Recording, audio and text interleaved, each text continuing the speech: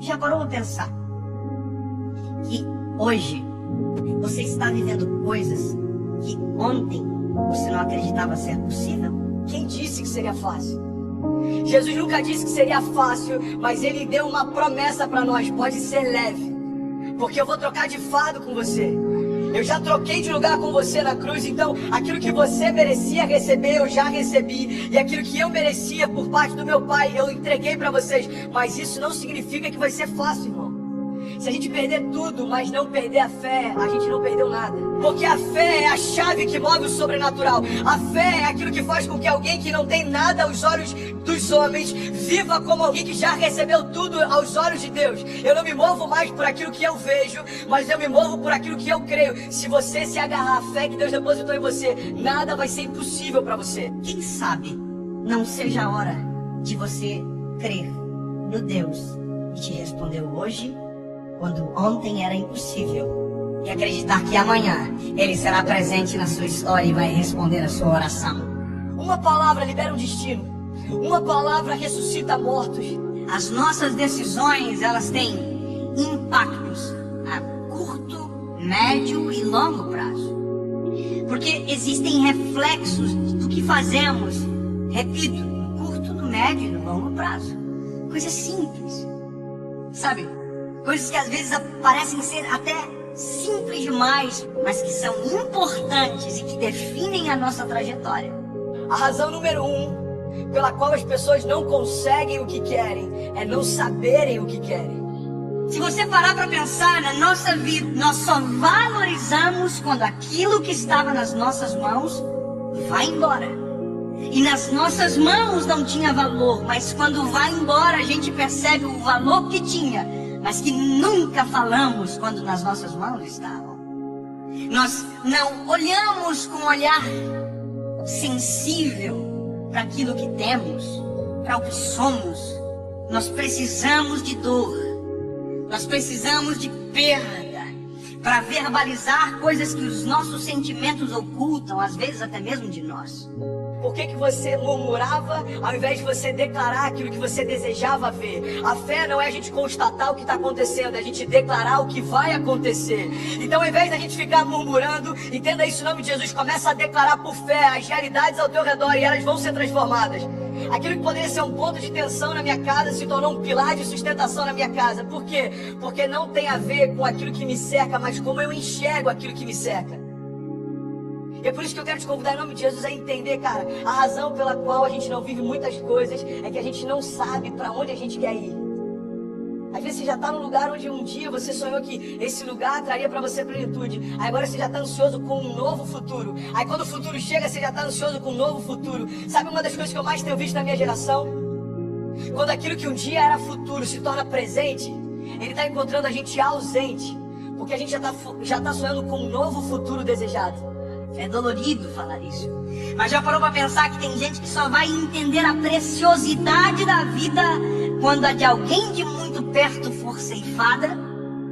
Eu não sei se você já teve a experiência de ir a um velório, mas vá a um velório, é pedagógico.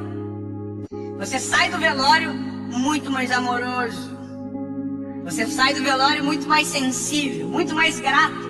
Você agradece o ar que expira quando descobre que a pessoa que está no caixão faltou o ar para viver. Você valoriza o coração que bate no peito. Você valoriza a esposa que você tem. E às vezes só se valoriza quando perde. Você verbaliza, às vezes, palavras fora de hora. Vá a um velório onde alguém que perdeu o pai e que nunca disse que o amava, para você ver a dor que é. Ele abraça o caixão, ele grita, eu te amo! Mas essa palavra não surte mais nenhum efeito, porque quem precisava ouvir não ouve mais. Porque tem coisas que só valem enquanto há tempo. Fora de tempo não vale mais. O seu posicionamento define os seus limites. Sabe, isso está ligado à tua fé, isso está ligado à tua família, isso está ligado ao teu chamado. O teu posicionamento define os seus limites. Tem milagres que você está esperando que aconteçam, mas você não deu os primeiros passos de fé para que eles se realizem. Tem romper que você está esperando que se manifeste, mas você ainda não deu os primeiros passos de fé para que ele aconteça. Tem momentos, irmão, que a gente está clamando para que Deus mande a chuva, mas a gente nem preparou a terra ainda. E Deus está falando: ei, se eu mandar a chuva do jeito que os campos estão, eu vou destruir a tua plantação, eu não vou te abençoar com isso. É Deus falando: ei, se prepara para receber aquilo que eu quero derramar. Se prepara para receber aquilo que eu vou derramar sobre você. Você precisa se posicionar na direção do teu milagre. Nós não podemos deixar a nossa vida chegar a um momento onde as esperanças não existem mais, porque aquilo que era para ter sido um tempo, perdeu-se o tempo. Perder para valorizar. Nós não precisamos disso. Nós não precisamos, sabe, deixar ir embora para perceber a importância que tinha quando estava perto. Alguém que não é rei ainda, mas já se porta como tal, está preparado para assumir o trono. Você quer um exemplo claro? Deus unge Davi. Davi era improvável, Davi era desconhecido, Davi até para o seu pai, para os seus irmãos era invisível, mas a partir daquele dia, aos olhos de Deus, Davi já estava no trono. Só que aos olhos dos homens, olha para mim em nome de Jesus, como demorou um período entre a unção de Davi e Davi assumir o reinado, aos olhos dos homens, os homens olhavam para o trono e viam Saul. Aos olhos de Deus, o trono estava vazio, irmão, porque o rei que era por direito ainda não havia se assentado lá. Ei, Deus está falando: tem tronos que você está olhando e parece que estão ocupados, aos meus olhos já foram esvaziados. Não se mova por aquilo que o homem vê. Eu não vejo como o homem vê. Talvez você está olhando para uma situação e ela parece intransponível. Jesus já está olhando lá na frente e já foi vencida. Ele está falando: ei, você está preocupado por conta dessa crise? Eu conheço o teu futuro.